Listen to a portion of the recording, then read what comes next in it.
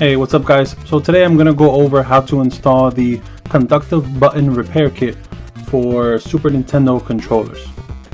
Now I ordered a set of 10 repair kits on eBay. I'll put a link in the description. Okay, the set came with 10. I think it was like 15 bucks, free shipping. I got 10 repair kits. What you get is the directional pad, the left trigger button, right trigger button, start and select, and then also the buttons, of course. Now the reason I did this mod on 2 other controllers, as you see I did one on this controller here. I actually cleaned it up, installed the kit, and all the buttons are nice and snappy. You really can't tell with the video. But now the reason I did the mod was, it's not really a mod, but the buttons are very soggy on used Super Nintendo controllers. Okay, and that's very annoying when you play games and you even just want to hit start on certain games. You really have to dig into it. I found on all my controllers, and that really helps a lot. Even the directionals, games like Pokemon, if you use the Super Game Boy, it's very annoying because you need to scroll through the menus, everything else. Just in general, the controller will feel like new once you install the kit. Alright, so let's begin.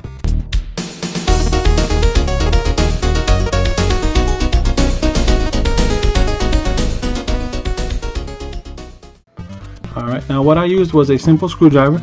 Try to find a small one. I don't know the exact measurement for it. This one says PH1 by 80 311, whatever that means.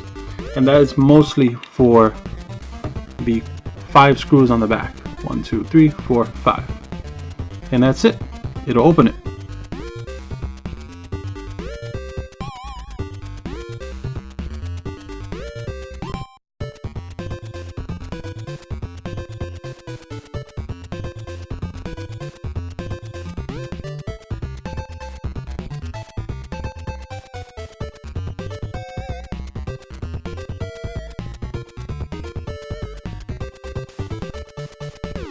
Alrighty, so there you have it.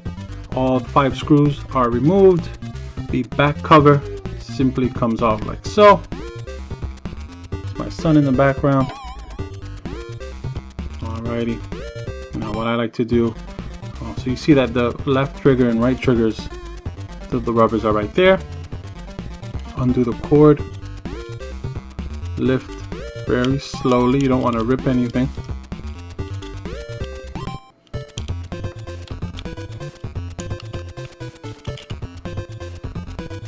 Set that aside for now. That's the circuit board. Okay, you can actually clean the select and start areas with some Windex and a rag. I'll show you how to do that in a second. But this one actually looks pretty clean, so I won't do that with this one. Just put that aside.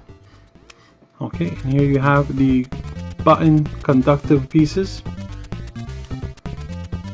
So remove the start and select. So you can see it's pretty gunky.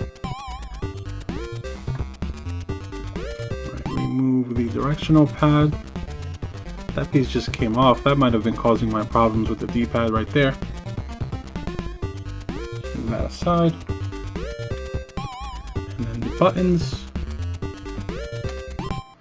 What happens is over time that rubber loses its sponginess. So the button response obviously won't be as good. R and L, and what you're left with is just the buttons. This comes out easily, pretty gunky. I'll clean those as well.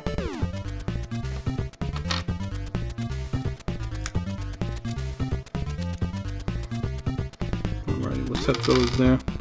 Now with the R and L buttons, it will have a metal rod there. Make sure not to lose that, and also try not to overhandle button itself. This joint right here, I've had them break on me when replacing it. That little hinge there, just try to be easy on that. Now I want to clean the casings. As you see, there's gunk built up in there.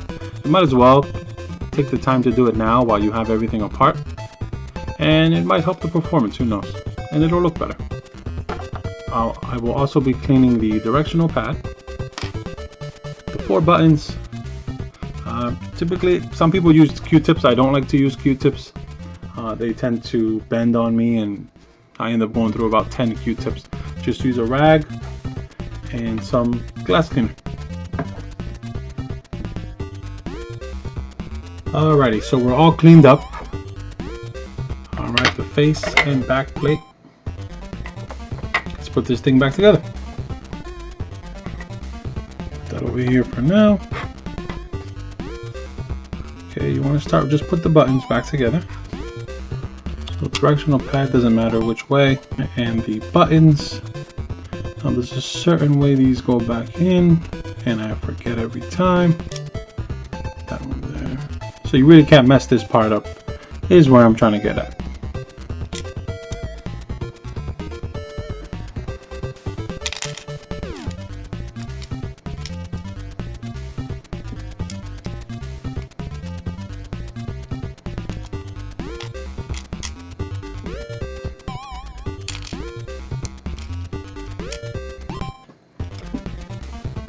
Okay, put this down for now.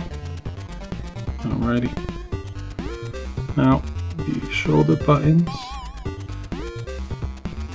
Alrighty, so you're done with the buttons for now. The R and L button will go on last. Just put your new R and L conductive rubbers on. So you're gonna slide them in here with the stem facing out. That's what's going to make contact with the button. Same thing on the right side, which is actually the left. That drop in. Don't force anything. Just drop the things down. I like to put the start and select. Doesn't matter. Now this is the directional pad conductor of the kit. You'll see that there's a guide. See this hole right here? There's a guide. You stick that in there. Just let that lay there. It'll fall into the grooves of the directional pad. But just keep an eye on it. Same thing with the X, Y, A, and B. There's 2 holders there. They fall right into place. Just push them in slightly with your finger. Don't force them in. Everything's nice and tight. Oh, that came out. Right. Now you want to put your shoulder buttons. So the right side, since we're looking at it, the opposite. It goes on the left. R goes on the left. Stick that into there. You can kind of test it out there. Lay this down for now. Don't worry about that coming up.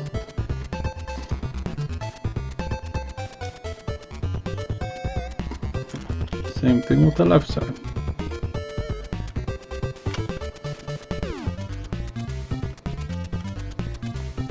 Alrighty.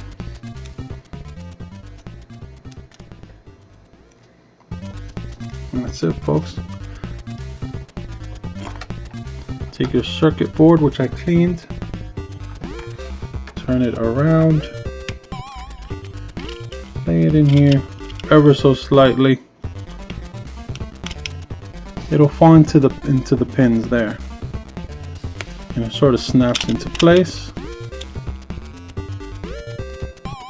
There you go. Just keep a firm finger on it.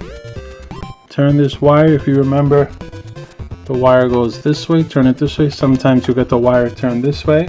It's not the way you want it. You want it this way. Tuck it in here first. Turn it slightly, sort of an S. Push it in. It'll hold itself into place once you have it correctly. Which these controls are old enough to where the wire will fall into place basically on its own. That actually holds it down for you too, so that's quite handy.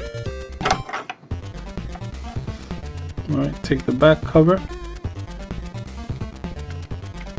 place it on top. The back cover doesn't really snap into place. That's what the screws are for. Before I put the screws, I like to turn it while holding it and just test the buttons out. There you go, nice. You can even hear the clickety clicks. Start and select, very responsive. Directionals as well. And R&L. I'm going to put the 5 screws back in.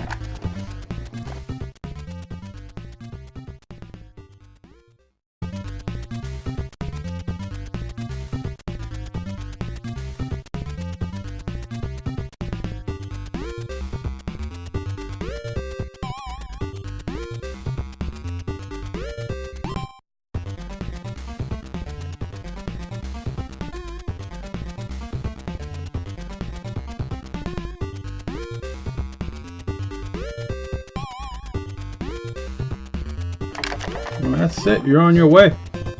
So like I said, take the opportunity to also clean the remote.